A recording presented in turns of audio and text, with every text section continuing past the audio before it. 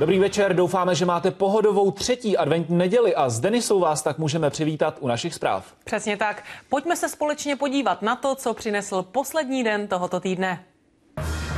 Běžně se u nás prodávají předměty s nacistickou symbolikou. Policie o tom ví, jenže dokud prodejci neprokáže úmysl nacistickou ideologii šířit, nejde podle ní o porušení zákona. Někoho potěší nové bačkory, někoho počítač. Je tu ale nový fenomén – setkání s celebritou. A to lze koupit pod stromeček. Potěší to určitě mnoho lidí a ani umělci nebudou proti. Peníze jdou totiž na charitu. Do boje proti takzvaným šmejdům vyrazila i studentka pedagogické fakulty z Ústí nad Labem. Vymyslela stolní hru, která pomáhá seniorům proti nekalým praktikám některých obchodníků. Nákupní centra hlásí během třetího adventního víkendu další nárůst tržeb. Lidé v prosinci tradičně nakupují dárky pod stromeček. Nejvíce prodává elektronika, nábytek nebo domácí spotřebiče. Druhá světová válka skončila před téměř 70 lety. U nás jsou teď ale naprosto běžně v prodeji předměty s nacistickou symbolikou, neodmyslitelně spojené právě s hrůzami a zvěrstvy druhé světové války. Policie o těchto případech ví, ale dokud se prodejci neprokáže úmysl šířit nacistickou ideologii, nejde podle ní o porušení zákona. Upozorňuje na to aktuální vydání časopisu Týden. Říšská orlice a hákový kříž typický pro hitlerovské Německo. Repliky hodinek s těmito nacistickými symboly jste ještě před pár dny mohli koupit v síti prodejen knihkupectví Levné knihy. Hákový kříž, symboly SS jsou v regionu střední Evropy v podstatě symboly pro násilí, zlo a genocidu. Jako s takovými by s nimi mělo být zacházeno.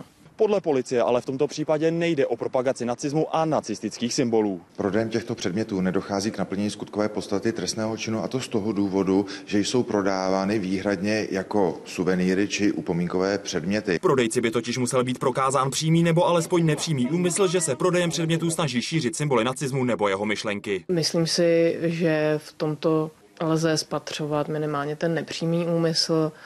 Nutno poznamenat, že v posledních 5 letech se skutečně posunuje ta hranice dovoleného. Tyto předměty nebyly do České republiky přivezeny k prodeji za účelem propagace jakéhokoliv zakázaného hnutí, nýbrž za účelem zisku. S takovou argumentací je možno předměty s nacistickou symbolikou nejen propagovat, ale na takové propagaci též vydělávat. A tedy získávat prostředky pro další šíření takových artefaktů. Ani v jedné z prodejen, kterou jsme dnes navštívili, jsme hodinky s nacistickými symboly nenašli. Jo, tak ty už nejsou. To nemáte už. Já myslím, že se to stahovalo. K dnešnímu dni se dle mých informací uvedené zboží na našich prodejnách již nenachází. Na chlup stejným případem se policie zabývala už před 3 lety. Tehdy se na pultech knihkupectví objevily repliky oznaků a vyznamenání Třetí říše. Ani v tomto případě ale nebyl za šíření nacismu nikdo stíhán. Pro televizi Barrandov Zdeněk Rejšek. Někoho jako vánoční dárek potěší opravdová maličkost. Ale pokud máte náročnější blízké a nevíte si rady, ukážeme vám dárek, který vám rozhodně nezapadne a udělá radost. Už během adventu tak překvapila dcera svoji starou maminku. Pořídila jí osobní setkání s její nejoblíbenější osobností, Lucí Bílou. Schůzky organizuje Charita a v nabídce je stále ještě Helena Vondráčková nebo Beata Rajská. Nejdřív obě faninky sledovaly svoji oblíbenkyni na pódiu, stejně jako všichni ostatní na vánočním koncertu. Pro ně ale po stažení opony Zlatý hřeb večera teprve nastal.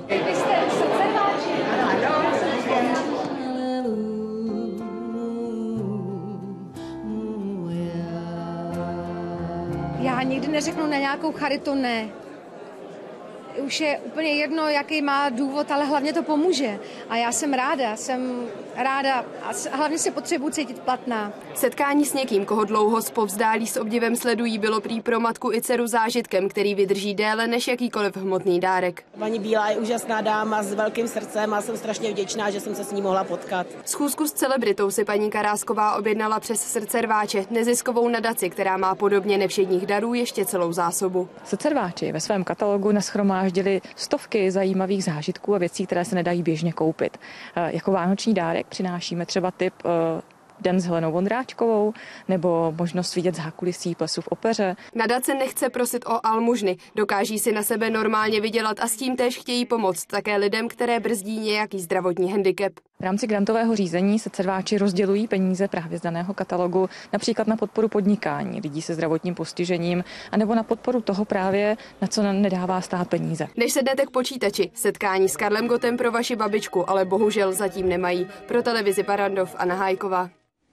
A teď vám dáme tip na dárky z úplně jiného obráceného světa. Co třeba kanistr na vodu, kráva, koza, strom nebo dokonce bezpečný porod. Vaši příbuzní asi víc ocení setkání se zpěvačkou. Lidem z rozvojových zemí ale takové dárky hodně pomůžou. Jde o charitativní projekt Skutečný dárek. Za 6 let jeho existence lidé nakoupili certifikáty za desítky milionů korun. Obdarovat svou rodinu nebo přátelé a zároveň pomoci lidem z chudých zemí postavit se na vlastní nohy. Tak by se dala shrnout myšlenka projektu Skutečný dárek. Po nákupu certifikátů pak pomoc v podobě nezbytných životních potřeb putuje nejčastěji do afrických a asijských zemí. Já se třeba vybavím příklad, kdy jsem seděl na louce se ženama, které dostaly od nás kozy. A byl to hrozně silný zážitek. Každá ta žena dostala 3 kozy a bylo hrozně silný, když jsme ukázali ten darovací certifikát a vysvětlovali jim, že v Česku díky tady tomu darovacímu certifikátu někdo daroval tu kozu. Právě zvířata, jako jsou kozy, kuřata nebo ovce, patří k nejoblíbenějším dárkům. Darovat ale můžete i studnu nebo třeba školní pomůcky. Nejdůležitější je vybrat ty správné lidi, ty příjemce té pomoci. A určitě dáváme pozor na to, aby to byli potřební. A právě myšlenka pomoci těm, co to potřebují, je jeden z důvodů, proč lidé certifikáty vyhledávají. Koupila jsem si vlastně certifikát s kozou a s 2 barlanama. Koupila jsem to rodičům, protože si myslím, že to je pro ně originální dárek. Je to i prospěšný a si myslím, že je to jako překvapí mile.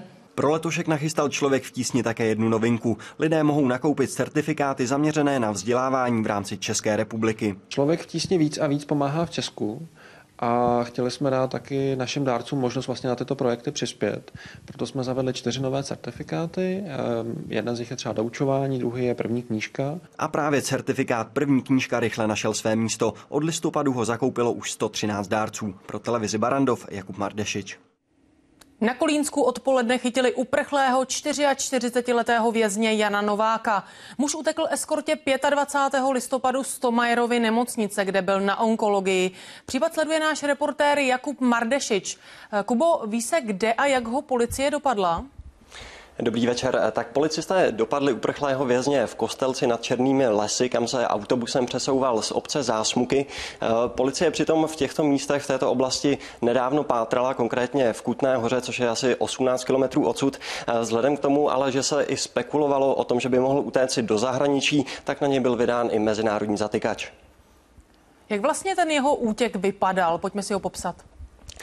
Jan Novák utekl z Thomayerovy nemocnice, kde byl na vyšetření na onkologii a nutno říci, že mu to oba hlídkující policisté poměrně dost usnadnili, protože v době, kdy utekl, jeden z nich byl na toaletě a druhý na svém mobilním telefonu hrál hry. Takže vzhledem k tomu, že šlo o nebezpečného vězně a kvůli Novákově útěku ve funkci skončil ředitel Pankrátské nemocnice Pavel Hadbera. Do boje proti takzvaným šmejdům vyrazila teď také studentka Pedagogické fakulty Univerzity Jana Evangelisty Purkyně v Ústí nad Labem Michaela Nováková. Tahle budoucí učitelka vymyslela stolní hru, která pomáhá seniorům proti nekalým praktikám některých obchodníků. Nese název Konečně doma a jako bakalářská práce mladé studentky získala dokonce ocenění rektora. V době, kdy se 22letá studentka rozmýšlela nad tématem svojí bakalářky, čelili šmejdům její prarodiče. Rozhodla se, že vyrobí společenskou hru, která by nejen dědovi s babičkou pomohla proti podvodným překupníkům bojovat. V té hře je 19 příběhů těch skutečných lidí a jejich zkušenosti a vlastně ty lidi, kteří to hrajou, tak se dozvědějí, co se tam všechno děje, co se tam všechno může stát. Hru s názvem Konečně doma jsme dnes přinesli seniorům z Ústeckého domova důchodců. Hráli jí s chutí a k tématu šmejdi měli rozhodně co říct. 6. Jakou chcete? Modrou.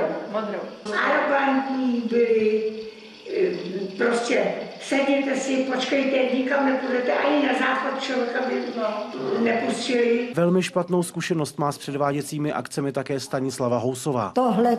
Tohle, podívejte se, co jste všechno vyhrála. Hned mi to navezli do bytu. Jo. A potom chtěli, abych zaplatila těch 23 000. Paní Housová i její kamarádky neskrývaly ze hry nadšení. Má jen jednu vadu. Měla tu být prý už před 10 lety. Poučí lidi, aby prostě nenaletěli, jako jsem naletěla já.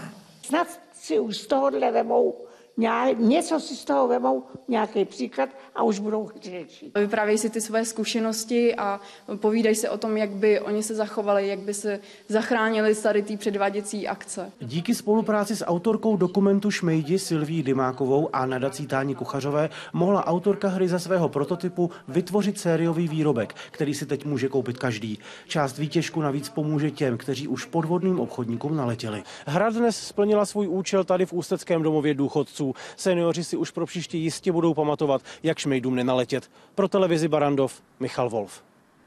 Případ malé Tamarky Bezděkové z Teplic je před soudem. O rodinných neshodách rodičů a prarodičů 3leté dívenky jsme vám říkali před měsícem. Matka odmítá vozit dceru k babičce a dědovi kvůli strachu o její zdraví. Prarodičům ale přístup snachy i jejich syna vadí a obrátili se na soud. První stání ale zatím nerozhodlo. Opilá babička, usurpátorský dědeček a především drsné výchovné metody v podobě studené sprchy nebo třeba hlasitých nadávek. Tak popisují chování prarodičů malé Tamarky její rodiče. Chyně nemá daleko k vínu a k pivu a k dalšímu alkoholu a už byl malé necelé měsíc a vrávorala s ní u schodů. Nedbali hygienických návyků, nakonec i to, že způsobovali psychický, fyzický újmy vlastně malý. Rodina se rozhodla, že dcerku už do rukou dědy a babičky svěřovat nebude. Prarodičům se jejich přístup ale nelíbil a obě strany se proto setkaly u soudu. Na chodbě Teplického soudu panovala nervozita a nevraživost. Jednání probíhalo za zavřenými dveřmi a bez účasti Tamarky. Soudkyně Dana Kučerová ale údajně příliš pochopení pro matku a její obavy neměla. Soudkyně zesměšňovala každou naší výtku, každou vlastně část, co jsme říkali, co nám vadí. Paní soudkyně posuzovala podle svého dítěte, takže jednostranně, že všechny děti musí být stejné, paušalizovala to vlastně do jedné kolonky všechny děti. Takže nejsme spokojeni. Hledání spravedlnosti přijel podpořit také druhý syn prarodičů Bezděkových. I přesto, že pracuje u svého otce v rodinné firmě, svědčil v jeho neprospěch. Přiznal navíc snahu svojí matky o zmanipulování procesu. Máma upozornila, že nějaký soudy budou, že nějaký soud bude. Říkám, no jako říkáme, co já by tam nějak říkat. Neboj se, to my ti řekneme. No, a tím končila celá debata, já jsem se otočil a šel jsem pryč. Prarodiče se s námi odmítli bavit. Jednání velmi krátce shrnula jejich právní zástupkyně. Soud nerozhodl, bylo provedeno dokazování a další dokazování bude pokračovat příště. Rodiče dvouleté Tamary teď budou muset čekat do nového roku. Už v lednu se možná dozví, zda navrhovatelé budou moci svoji vnučku vídat a za jakých podmínek. Budeme u toho. Pro televizi Barrandov Michal Wolf. Policie chce víc pyrotechniků a lepší systém kontrol. Impulzem je situace v areálu muničních skladů ve Vrběticích na Zlínsku. Kapacity policistů jsou prý podhodnocené a vyškolených specialistů má policie pouhé minimum. Policejní šéf Tomáš Tuhý má v návrhu na navýšení svých lidí podporu ministra vnitra Milana Chovance. Výbuchy, kouř, záblesky, každodenní stres doléhá zejména na seniory. Na rány budou místní reagovat ještě dlouho. Další se ozývali opět dnes ráno. O detonaci ale tentokrát naštěstí nešlo. Ve finále se podařilo prokázat, že tyto výbuchy byly způsobeny střelbou myslivců v okolí. Klidné spaní nebudou mít obyvatelé obcí poblíž skladu dlouho. Ještě několik měsíců je teď budou hlídat stovky vojáků. Zhruba po 6 až 8 dnech bude střídána celá ta jednotka, zhruba těch 180 lidí. Čili budou chvíle, kdy tady bude kolem 400 lidí v okamžiku toho střídání a průběžně tady bude zhruba 200 lidí v každý okamžik, každou minutu, vteřinu. Pokud vše půjde hladce a počasí bude přát, odklízení munice by mohlo začít už začátkem příštího roku. Policii došla trpělivost a požaduje o desítky specialistů na zbraně a munici víc. Bude potřeba zřídit zvláštní pracoviště, které bude se ryze zaobírat problematikou Vrbětic, problematikou Brdu, které teď budou z části povinovány činnosti Policie České republiky. Pro zbylou munici by měl být připraven starý armádní sklad v Květné na Svitavsku. To znepokojuje nejen místní, ale i obce, přes které konvoj se stovkami tun výbušnin musí projet. Z vrbětického areálu materiál prostě zmizet musí. Nepředpokládá se, že by měl to stávající využití, to znamená, že by tam v budoucnu měly být ještě uskladňovány výbušniny. Detonace začaly už v polovině října, na svědomí mají životy 2 zaměstnanců skladu. Celé kauze se více věnuje zítřejší vydání časopisu Týden. Pro televizi Barrandov Vendola Štádlerová. Někdy přijde dítě neočekávaně, jindy zase žena nemůže otěhotnět žádným způsobem. Paradoxně i adopce může přispět k tomu, že žena přece jen do jiného stavu přijde. I dnes se desítky lidí sešly u bývalé plicní kliniky na pražském Žižkově, kde včera večer policie rozehnala demonstraci na podporu zřízení komunitního centra. Explodující munice na Zlínsku vyvolala obavy obyvatel žijících v okolí muničních skladů po celé republice. Lidé mají strach z možných následků v případě, že by v objektu plném výbušnin vzdáleném jen několik set metrů od jejich domovů došlo k výbuchu. Řeší to například v Travčicích na Litoměřicku, kde místní už v minulosti údajně několik explozí zaznamenali.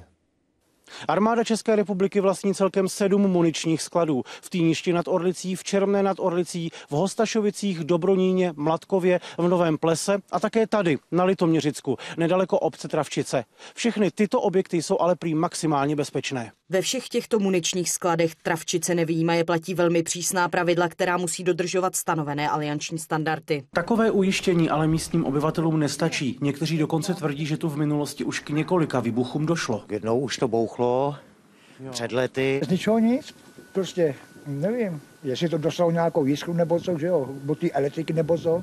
To nikdo tam skoro, jo. I dáme manželka, že jo, všechny mají zegnu, ale co by s tím udělali, jo? Okolí skladu prý občas také hoří, většinou ale svižně zareagují hasiči a oheň se tak zatím nikdy do areálu nedostal. Armáda v souvislosti s vrbětickými výbuchy navíc přizvala starosty okolních obcí, aby se přesvědčili o bezpečnosti travčického muničního skladu sami. Pozvali nás z muničního skladu na takovou exkurzi, ukázali nám, jak to mají zabezpečený. Já myslím, že tam to je jako na profesionální úrovni hlídaný, tam prostě se nedostane prostě člověk žádný cizí vůbec. To nebouchá, je to dobrý, ne? Všechny muniční sklady jsou vybaveny elektronickým protipožárním zařízením. Každý z nich má dále vlastní vojenskou hasičskou jednotku připravenou k okamžitému prvotnímu zásahu. Tyto objekty jsou také pro případ události většího rozsahu napojeny na krizové plány krajů. Co se týče vnitřní bezpečnosti munice, je skladována tak, aby v případě výbuchu nedošlo k přenosu detonace na další objekty. Nepřetržitě střežené objekty tak žádnou hrozbu nepředstavují a k podobnému dramatu jako ve Vrběticích by tedy nemělo dojít. 100% jistotu ale lidé z okolí mít nejspíš nikdy nebudou. Pro televizi Barrandov Michal Wolf. Někdy přijde dítě neočekávaně, jindy zase žena nemůže otěhotnět žádným způsobem. A to byl přesně případ Jany a Václava, kteří se o vlastní miminko snažili mnoho let. Už ztráceli naději, ale myšlenky na rodinu se nechtěli vzdát. Proto adoptovali chlapečka. Právě to ale paradoxně zřejmě přispělo k tomu, že mladá žena do jiného stavu nakonec přišla. Žijí spolu už zhruba 10 let. Vlastní dítě si toužebně přáli prakticky od začátku, ale nešlo to. Přestože jsou oba zdraví. Úspěšné nebyly ani pokusy o umělé oplodnění. Prošli jsme vším možným různými zdravotnickými zařízeními, zkoušeli jsme alternativní medicínu, nic z toho vlastně nefungovalo. Až pak přišla ta adopce, nápad adoptovat si dítě. Jana měla ale obavu, jak nápad přijme její manžel. Nakonec vše dopadlo víc než výborně. Václav téměř i hned souhlasil. Domluvili jsme se poměrně rychle, pak následovaly dlouhé měsíce čekání na to, jestli vůbec budeme zařazeni do programu. Následně samozřejmě dlouhé měsíce toho, kdy jsme procházeli samotným adopčním procesem a následně i roky čekání na samotné dítě. Nakonec byli úspěšní a získali malého Adámka. Okamžitě se do něj zamilovali, přivezli si ho domů a zahrnuli ho svou láskou. Já jsem vůbec neměl tušení, jak přijmu v uvozovkách cizí dítě, které není naše, a teď už bych Adámka za nic na světě vlastně nevyměnil. Přestože se dál snažili o vlastní dítě, začali se už směřovat s variantou, že se to nepodaří. A krátce na to sdělovala Jana Václavovi radostnou zprávu, že je těhotná. Ta zkušenost je taková, že to zastávání té rodičovské role, i toho se mohla ta žena podvědomě obávat, jestli to dítě zvládne, jestli jak si její síly budou stačit na to a podobně. A pokud to nastane, tak najednou se to odblokuje a potom to funguje naprosto jako kdyby to dítě už tam dávno bylo. Podle odborníků také může těhotenství bránit i několik let stará informace například o postiženém dítěti známých a podobně. Příčinu lze ale jen těžko stanovit. Ze začátku jsem se bála toho, že budeme dělat rozdíly mezi vlastním dítětem a adoptovaným dítětem. ale nakonec teď, když to vidím s odstupem času, jak my Adámka milujeme, že bychom ho nedali za nic na světě, tak si nedovedu představit, že bych vlastní dítě mohla mít ráda ještě víc. Adámkova sestřička by se měla narodit 1. března v příštím roce. Pro televizi Barrandov Bohuslav Štěpánek. Celý život se pohyboval na vozíku a nikdy mu to nepřekáželo v nejrůznějších aktivitách, kulturních, sportovních nebo společenských. Roman Herring ze Zlína je třeba zakladatelem sledge hokejového hnutí u nás. Pere se také za práva lidí se zdravotním handicapem, je výborný muzikant a vystudoval vysokou školu. Teď se ale musí porvat s krutým osudem. Před časem ho totiž skolila těžká mozková mrtvice. Dobrý den. Dobrý den. Romanův příběh je o nezlomné síle člověka, který to v životě neměl ani trochu lehké. S vozíkem se dokázal dokonale zžít, byl organizačním tahounem, aktivit měl desítky a naráz, nedlouho před 50 prásk. Nesmírně tvrdý atak mozkové mrtvice přímo za jízdy autem. To bylo hodně drastický, protože Roman upadl do komatu, rozsáhlé krvácení v centrální části mozku, že s tím nejde chirurgicky nic dělat. Kousíček po kousíčku se Roman vracel z druhého břehu do světa. No a v komatu byl 6 týdnů a potom ještě nějakou dobu v podstatě pohybovali jenom očima. Já jsem věděla, že se probral, ale nevěděla jsem, jestli je uvnitř on. Následovaly týdny a měsíce tvrdé rehabilitace. Ta pokračuje dodnes. Roman začal postupně hýbat pravou částí těla. Mozek mu vrátil částečně i řeč a sluch. To je díky. Já bych se rád dostal zase zpátky do stavu, když jsem zatěžoval své okolí minimálně. Je úspěšný a má vynikající ošetřovatelku. Je to k nevíře, ale Herring se už vrací i k práci na počítači. Už mu dokonce při pohledu na sebe nechybí ani nadsázka a příslovečný humor a sleduje i aktuální dění. Já jsem permanentně naštvaný a to mě popohání. Momentálně mě baví nedomyšlenost českého systému v intencích událostí ve Vrběticích. Den po dni se stav životem těžce zkoušeného, ale naprosto nezdolného muže zlepšuje. Pokrok je znát. Je obrovský, protože ze začátku Roman vůbec nebyl schopen ničeho, prostě jenom ležel, nemohl vůbec se pohnout, nemohl se najíst. A tak se chce věřit, že se tenhle ten silný muž popere i s touto nepřízní osudu. Pro televizi Barrandov ze Zlína Jan Čada. Zamilovaný Holanďan si pronajal jeřáb a plánoval ráno se stoupit před okno ložnice své milované, zaspívat a požádat ji o ruku. Plán se však zhatil, protože jeřáb nebyl zajištěn, převrátil se a rozbil střechu sousedního domu. Při pokusu o odklízení se jeřáb znovu zřítil na budovu. Dívka navzdory všem problémům řekla ano a po výslechu na policii pár odcestoval do Paříže. Nákupní centra během 3. adventního víkendu hlásí další nárůst tržeb. Lidé v prosinci tradičně nakupují dárky pod stromeček, jiné zase lákají předvánoční slevy. Nejvíce se prodává elektronika, domácí spotřebiče nebo nábytek. Obchodníci zatím ve srovnání s minulým rokem utržili o desítky procent více. Pravý vánoční boom ale teprve očekávají. Přípravy na vánoční svátky jsou v plném proudu a kromě standardních dárků se nakupuje i v sortimentu nábytku. Dokazuje to, že doby, kdy jsme pod stromečkem nacházeli samé měkké dárky, už jsou dávno pryč. Obchodní domy s nábytkem a dalším vybavením domácností před Vánoci zaznamenali prudký nárůst počtu zákazníků. Návštevnosť je v súčasnom období viac než dvojnásobná a predáva sa sortiment bytových doplnkov i nábytku. V bytových doplnkoch máme dvojnásobné nárasty, v nábytku je to 20 až 40%. Největší zájem je o vánoční ozdoby a bytové dekorace. Z nábytku se pak nejvíce prodávají sedací soupravy nebo jídelní sestavy. Vzhledem k přílevu zákazníků obchodní domy upravily otevírací dobu a posílili personál. Otváraciu dobu upravujeme o 1 hodinu v dňoch, kedy máme najsilnejšie akcie a najväčšia návštevnosť je hlavne počas adventných víkendov, preto sa snažíme mať maximum personálu na predajniach. I o tomto víkendu do obchodních domů zavítali tisíce návštěvníků, zatímco někteří v tom, pro co přišli, mají jasno, jiní vybírají teprve na místě. Co vybíráte a pro koho? Tak spíš tak nějak domů rodinný dár nějaký, nějaký nádobí, skleničky a takové věci. Hledám takovou kuličku na stromeček, kde se jeden díl odendá a dá se tam dát fotografie. No jak vidíte, tak jsme teď u nějakých vesmírných objektů. A pro koho a proč tenhle dárek? Pro rodiče a pro mě. No, protože miluju vesmír. Mnoho zákazníků také přiznává, že do obchodů přilákali předvánoční slevy. Vybrané zboží teď nakoupí i o desítky procent levněji. Až do 24.12. každý deň adventnú zľavu na vybraný sortiment a toto je zákaznícky velmi oblúbené a ľudia na to reagují. Do Vánoc zbývají ještě necelé 2 týdny a obchodníci tak největší nával teprve očekávají. Pro televizi Barrandov Jakub Mardešič. Několik desítek lidí se dnes opět sešlo u bývalé plicní kliniky na pražském Žižkově, kde včera večer policie rozehnala demonstraci na podporu zřízení komunitního centra. Vybaveni odpadkovými pytli začali uklízet přilehlou zahradu objektu. Po příjezdu policie ale byli vykázáni. O možném vzniku komunitního centra se ale dál mají vést jednání. Bývalá plicní klinika v Jeséniově ulici na pražském Žižkově už dlouho zeje prázdnotou. V minulosti v objektu nacházeli útočiště jen bezdomovci a narkomani. S nápadem, jak objekt využít, nedávno přišla občanská iniciativa Klinika i díky příhodné lokalitě v těsné blízkosti parku Parukářka. Rádi bychom, aby se ten dům otevřel veřejnosti, aby se tady mohly dít věci, které jinde v Praze nemají prostor. To znamená nějaká autonomní kultura nezávislá na penězích, na dárcích, na nějakém směnném obchodu. Současným majitelem objektu je ale stát, potažmo úřad pro zastupování států ve věcech majetkových. To nám jasně deklaroval, že než aby jsme tady byli my, tak to radši nechá prázdný a zabeděný, jak řekl, tak učinil. Takovýhle lidi, kteří chtějí něco dělat, tak prostě jim to ten stát nepovolí.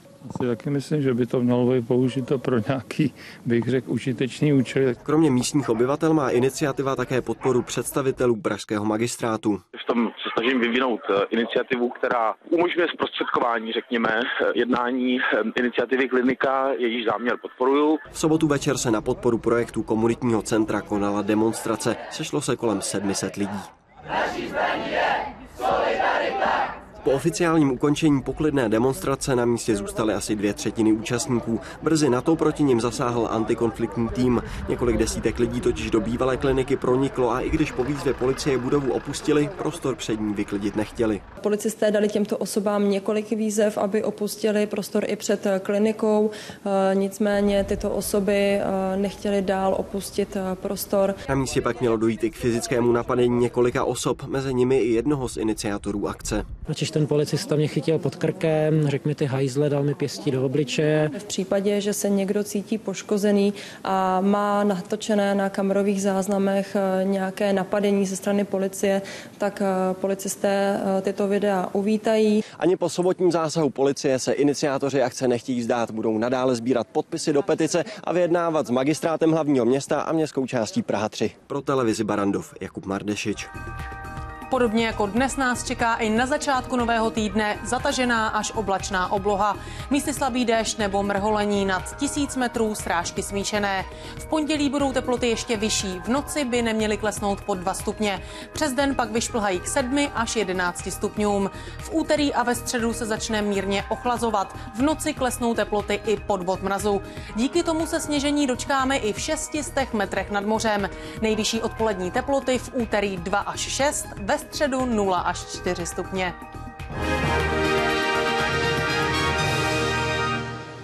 Světem českých celebrit vás jako každou neděli provede Heidi Janků. Dnes autoři společenského magazínu zvolili podtitul stejnojmenné písně Zdeňka Sviráka a Jaroslava Uhlíře Ani k stáru. Barrandovská sedmička začíná ve 21:50. Připomeneme si kameramana Miroslava Ondříčka, který nedávno oslavil 80. narozeniny. Na jeho slavné filmy zavzpomíná jeho neméně známý syn David Ondříček, který má na svědomí celou řadu úspěšných českých filmů. Přišel jsem první den do studia, tam byl nějaký student a říkal, s těma lampama by to nenasvítil ani starý Ondříček. A já jsem si uvědomil, že je to obrovská veličina. Se Standou Hloškem vyrazíme do centra vánoční Prahy a zjistíme, jak bude Dagmar Havlová trávit letošní Vánoce. Už nepeču. To, když byla Nuška malá, tak jsem pekla, ale teď už mě to ani moc nebaví.